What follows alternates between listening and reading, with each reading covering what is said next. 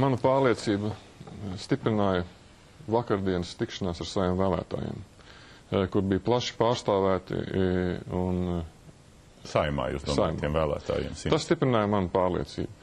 Otrs, kas stiprināja manu pārliecību, ka savā pirmajā politiskajā atvērtajā diskusijā es esmu aptuveni savāds tikpat balsis no tautas, kā 17 gadus tajā politikā esošajā profesionālā augstajā līmenī tautā atzīta kandidāta Sandra Kalniete. Bet ne tik daudz kā trešais kandidāts. Jā, visu cieņu. Visu cieņu. Jūs līdz pēdējiem no jums mēs nesagaidīsim nekādas pozīcijas maiņas, un jūs paliekat pārliecināts, neskatoties uz visiem šaubu versijām, kas jūs virzinājat. Trešā pārliecība arī. Man tas, ka cik ļoti politikas tehnoloģi, schēmotāji un vērtētāji negrib mani, man rada pārliecība, ka varbūt tieši es šajā brīdī Latvijā esmu nepieciešams.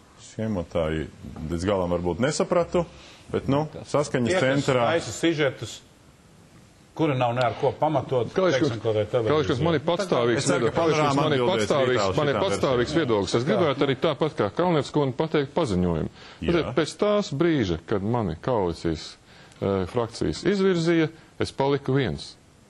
Viens ar diviem palīgiem, un es ļoti demokrātiskā veidā izbaudu šo mirkli, ko sniedz tieši šis process.